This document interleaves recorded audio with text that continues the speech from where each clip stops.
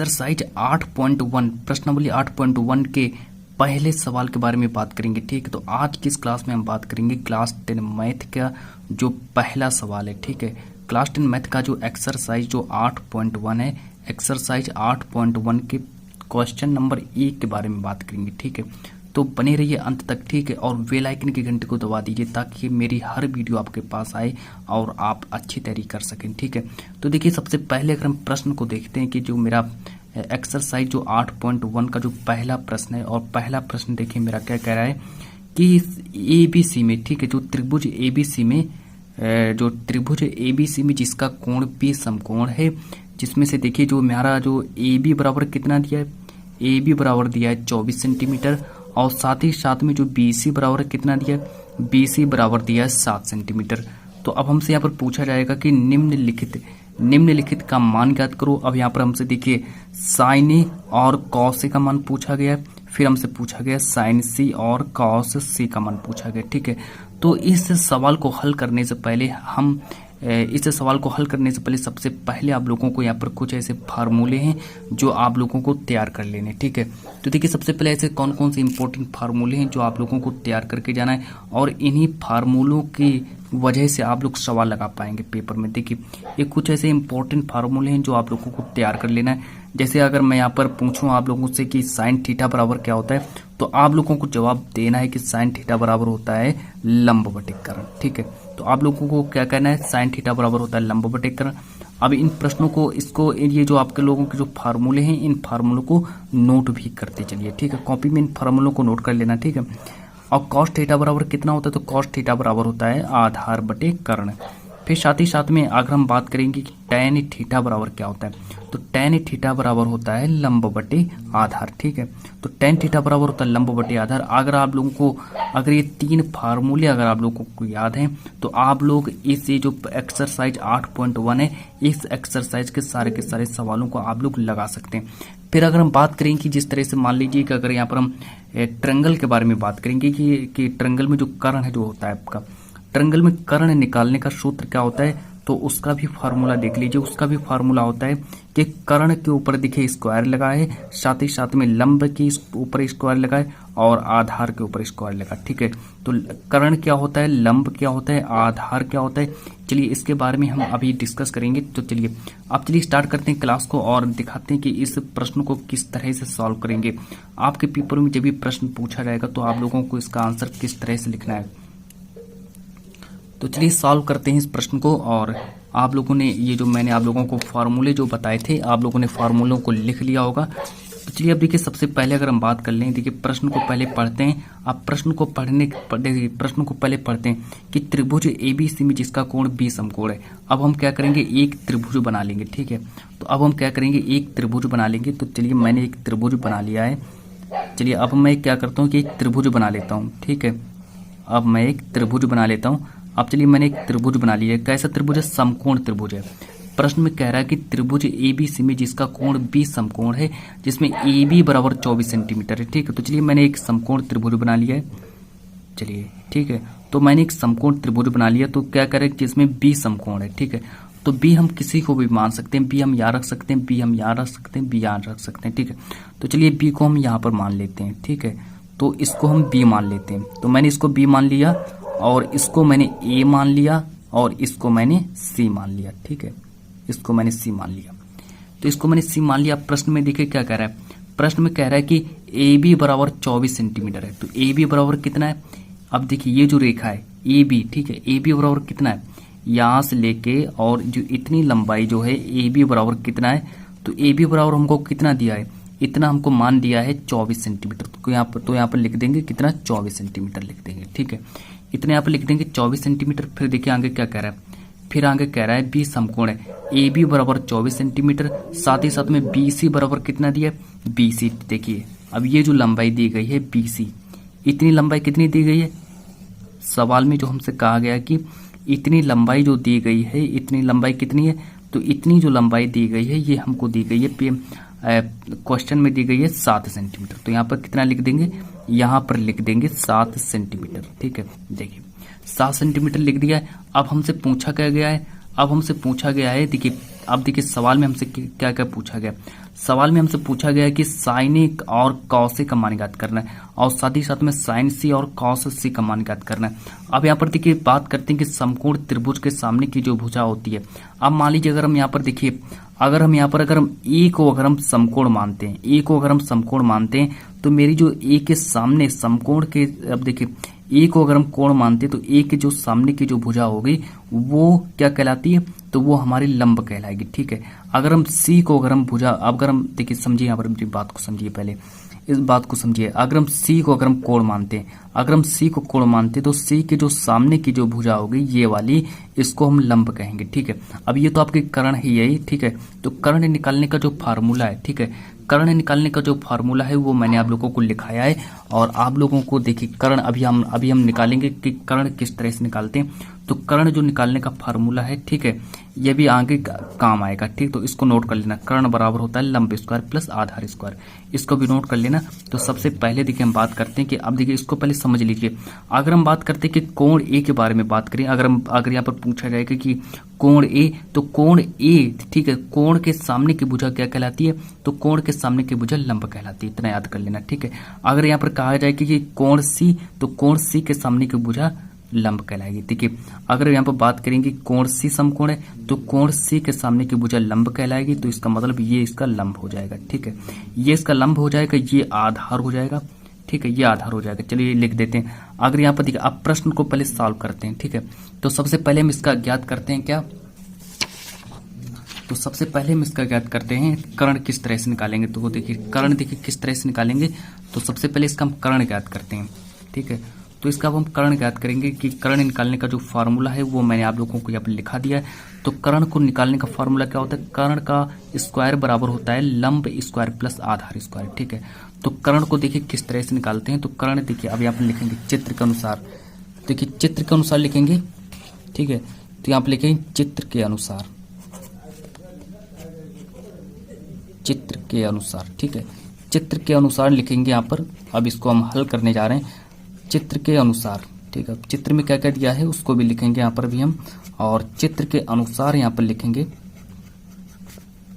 तो देखिए सबसे पहले जो मैंने ट्रायंगल जो बनाया था, ठीक है, अब ट्रायंगल जो मैंने क्या क्या बनाया था, तो ट्रायंगल को पहले हम देखते हैं। ट्रायंगल में देखिए क्या क्या दिया गया है, जिसमें दिया ए बी बराबर कितना दिया है, ए बी बराबर दिया है 24 सेंटीमीटर। तो हम यहाँ पर क्या लिखेंगे, ए बी बराबर लिखेंगे 24 सेंटीमीटर। ठीक है, तो अब यहाँ पर लिखेंगे ए बी बराबर,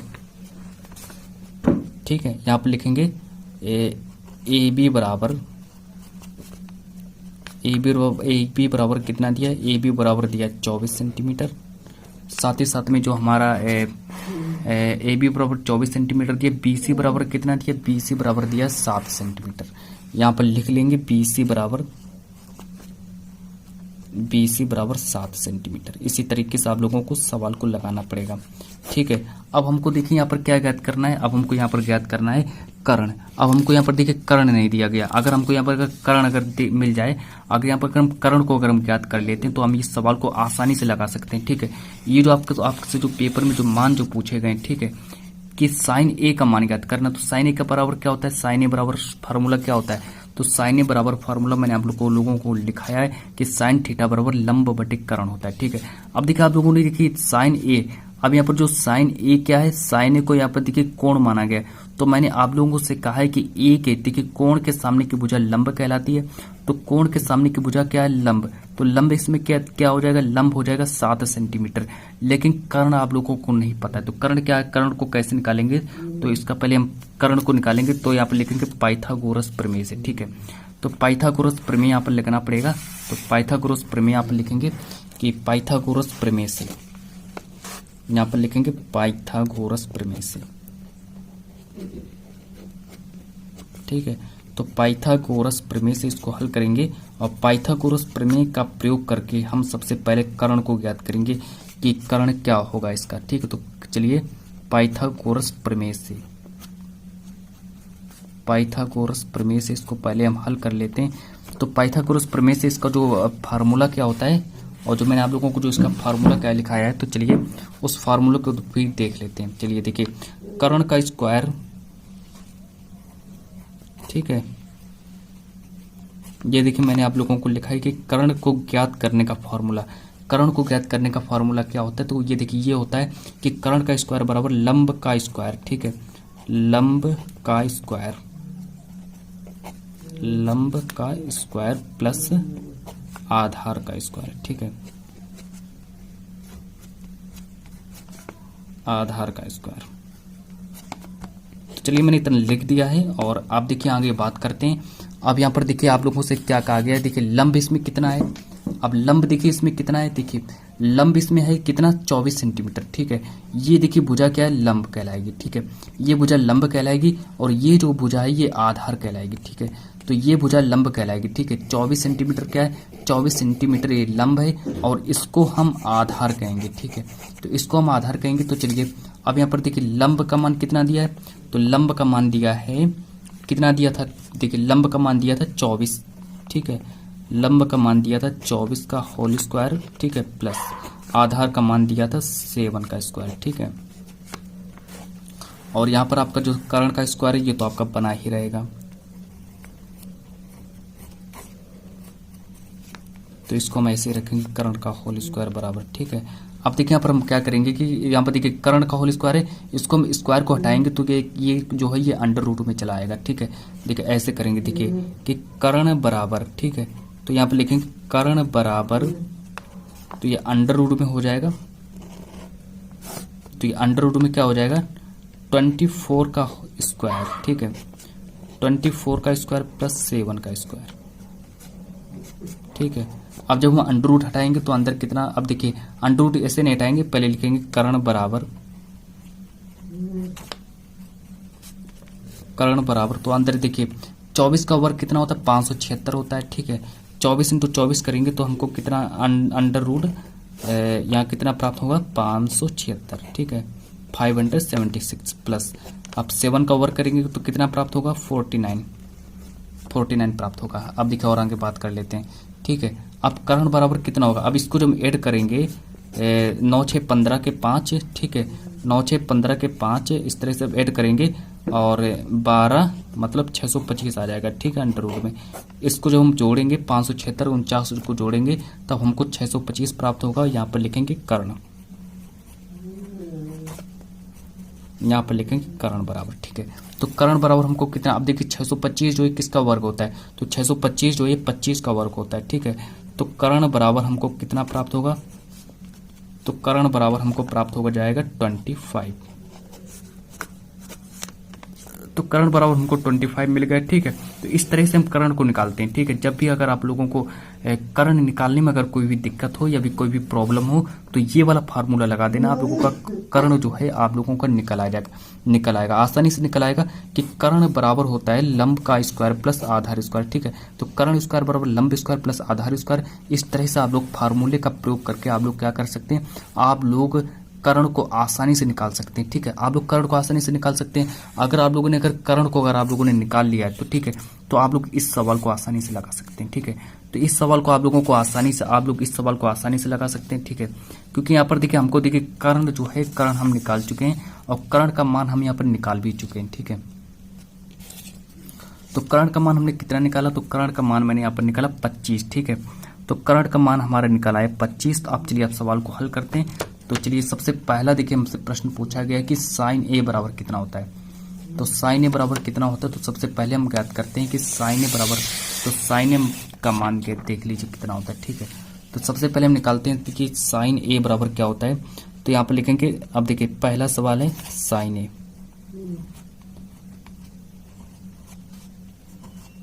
तो साइन ए बराबर, अब साइन ए बराबर फार्मूला क्या होता है ये मैंने आप लोगों को लिखाया है, ठीक है। तो साइन ए बराबर फार्मूला होता है लंब बटे कर्ण। साइन ए बराबर फार्मूला क्या होता है, लंब बटे कर्ण, ठीक है। ये हम आप लोगों को लिखा भी चुके हैं, साइन ए बराबर लंब बटे कर्ण। अब यहाँ पर देखिए हमने आप लोगों को एक बात भी समझाई थी कि इस तरह से अगर हम बात कर लें कि देखिए यहाँ पर अगर देखिए इस बार देखिए कोण किसको माना जा रहा है, इस बार देखिए कोण किसको माना जा रहा है, इस बार कोण जो है ए को माना जा रहा है। इस बार कोण ए को माना जा रहा है तो ए के सामने की भुजा लंब होगी, ठीक है। ए के सामने की भुजा लंब होगी, इसका मतलब क्या होगा कि जो लंब है, लंब कितना हो जाएगा, ठीक है। तो लंब हो जाएगा आप लोगों का 7, लंब हो जाएगा 7 और कर्ण कितना होगा, कर्ण अभी हमने निकाला 25 कर्ण निकाला, ठीक है। तो इसके सामने 25 रख देंगे तो साइन ए का मान ज्ञात हो जाएगा, ठीक। तो साइन ए का मान निकाला आएगा। फिर हम बात करते हैं आगे। तो ये आपका ये साइन ए का मान निकल आएगा। साइन ए बराबर मैंने कितना निकाला, तो साइन ए बराबर मैंने निकाला 7/25। अब हम बात करेंगे जो आपका, अब हम हमारा जो नेक्स्ट अगला प्रश्न है, देखिए अगला प्रश्न देखिए मेरा क्या कह रहा है। अगला प्रश्न है मेरा कि कॉस ए बराबर कितना होता है। तो अब हम ज्ञात करेंगे कॉस ए बराबर कितना होता है। तो चलिए कॉस ए का मान ज्ञात कर लेते हैं। तो कॉस ए का मान देखिए कैसे ज्ञात करेंगे। तो कॉस ए बराबर फार्मूला क्या होता है, ये सारे के सारे फार्मूले आप लोगों को याद कर लेने, ठीक है। जितनी भी मैंने फार्मूले आप लोगों को लिखाए हैं ये सारे फार्मूले आप लोगों को याद कर लेना। तो देखिए कॉस ए बराबर फार्मूला होता है, कॉस ए बराबर क्या होता है, आधार बटे कर्ण, ठीक है। तो कॉस ए बराबर होता है आधार बटे कर्ण। कॉस ए बराबर कितना, क्या फॉर्मूला होता है, तो कॉस ए बराबर होता है आधार बटे कर्ण। अब देखिए यहाँ पर बात करते हैं। अब देखिए ट्रायंगल को आप लोगों के सामने लाते हैं। अब इसको देखिए पहले देख लेते हैं। अब देखिए इसमें देखिए कॉस ए, इस बात देखिए कॉस ए बराबर क्या होता है, आधार बटे कर्ण। तो मैंने क्या कहा कि जो ए के सामने, अब देखिए इस बात देखिए ए को क्या माना जा रहा है, तो इस बार ए को माना जा रहा है कोण। तो कोण के सामने की भुजा लंब होती है, तो इसका मतलब ये आधार नहीं होगा। तो आधार क्या हो जाएगा, आधार ये हो जाएगा, ठीक है। 24 क्या होगा, इसका आधार हो जाएगा, ठीक है। कर्ण जो है कर्ण 25 ही रहेगा। तो देखिए ए के सामने की भुजा लंब होगी, मतलब कोण ए को माना जा रहा है, तो ए के सामने की भुजा लंब होगी, ठीक है। अब देखिए अब देखिए ये जब लंब, ये जो भुजा है ये जब लंब हो जाएगी, तो अब ये जो भुजा है ये क्या हो जाएगी, तो ये जो भुजा है ये हो जाएगी क्या, आधार हो जाएगी, ठीक है। तो इसको हम आधार मानेंगे। तो देखिए आधार कितना है, आधार दिया 24, आधार दिया 24 और कर्ण कितना है, कर्ण आपका दिया 25, ठीक है। तो कर्ण को 25 ही मान लेंगे, तो कर्ण को 25 मान लेंगे। तो चलिए अब हम और आगे बात करते हैं। प्रश्न नंबर अगला देखिए क्या कह रहा है। प्रश्न नंबर अगला है, प्रश्न नंबर नेक्स्ट के बारे में बात करते हैं। इस बार पूछा गया कि साइन सी का मान कितना होगा। तो साइन सी का मान कितना होगा, फार्मूला स्टूडेंट्स वही रहेगा, लेकिन यहाँ पर क्या होगा कि कोण सी के सामने की भुजा लंब होगी, सिर्फ यही बदल जाएगा, ठीक है। बस और कुछ नहीं बदलेगा, सिर्फ यही इतना बदल जाएगा। अब देखिए बात करते हैं कि साइन सी बराबर कैसे ज्ञात करेंगे। अब हमसे पूछा जाएगा क्या कि साइन सी और कॉस सी का मान हमको यहाँ पर ज्ञात करना है। तो पहले लिखेंगे यहाँ पर क्या, साइन सी और ये नंबर 1 हो जाएगा, ठीक है। पहला प्रश्न है और साथ ही साथ में साइन पहले लिख देते, पहले इसको हल कर लेते हैं। तो साइन सी बराबर क्या होता है, लंब बटे कर्ण, लंब बटे कर्ण, ठीक है। तो लंब बटे कर्ण होता है। तो अब चलिए फिर से हम ट्रायंगल को सामने लाते हैं और यहाँ पर आपको समझाते हैं कि इस बार जो स्टूडेंट्स क्या हो रहा है कि इस बार सी को समकोण माना गया है। तो मैंने आप लोगों को बताया था कि जो एक कोण के सामने की जो भुजा होती है वो क्या होती है, कोण के सामने की भुजा जो होती है वो लंब होती है। तो कोण के सामने की भुजा क्या हो जाएगी, तो कोण के सामने की भुजा लंब हो जाएगी। तो 24 जो है इसका लंब हो जाएगा, ठीक है। 24 क्या है, 24 इसका लंब हो जाएगा। तो हम लंब को कितना रखेंगे, तो लंब को रखेंगे 24 और कर्ण आपका क्या रहेगा, तो कर्ण आपका वही रहेगा 25, ठीक है। कर्ण आपका 25 ही रहेगा, ये देखिए 25 लिखा है, तो कर्ण आपका 25 ही रहेगा। तो चलिए अगला प्रश्न है, कॉस सी का मान पूछा है, तो पूछा गया तो कॉस सी बराबर क्या होता है, मान वही रहेंगे जो मैंने लिखाए हैं आप लोगों को, ठीक है। तो कॉस सी बराबर हो जाएगा, फॉर्मूला इसका फॉर्मूला होता है आधार बटे कर्ण। इसका फॉर्मूला क्या होता है, इसका फॉर्मूला होता है आधार बटे कर्ण, ठीक है। तो इसका फॉर्मूला हो जाएगा आधार बटे कर्ण। तो चलिए अब यहाँ पर बात करते हैं कि इसका आधार कितना है। तो यहाँ पर देखिए आधार देखिए, अब हम यहाँ पर देखिए बात करते हैं। अब हमने आप लोगों को समझाया था कि जो कोण सी, इस बात देखिए कॉस सी, इस बार सी को क्या माना जा रहा है, इस बार सी को माना जा रहा है, इस बार सी को माना जा रहा है क्या, कोण माना जा रहा है। इस बार सी को कोण माना जा रहा है। तो मैंने आप लोगों को बताया था कि कोण के सामने की भुजा लंब होगी, तो ये आपका क्या हो जाएगा, 24 आपका लंब हो जाएगा। और इसकी सी के पास ये जो रेखा जा रही है, ये वाली रेखा, ये इसका आधार हो जाएगा, ठीक है। तो ये इसका आधार हो जाएगा। और कॉस बराबर क्या होता है, आधार बटे कर्ण होता है। तो आधार हम कितना मानेंगे, आधार को मानेंगे 7, ठीक है। तो आधार की जगह पर लिख देंगे 7 और कर्ण मैंने कितना माना, तो कर्ण होता है 25, ठीक है। लग गया सवाल देखिए। और फाइनली जो नंबर 1 जो सवाल है वो आपका कंप्लीट हुआ। तो जब तक के लिए आप लोग क्या करिए, इस प्रश्न को सही से समझ लेना और मिलते हैं नेक्स्ट वीडियो में। जब तक के लिए इस क्लास को इतना ही रखते हैं।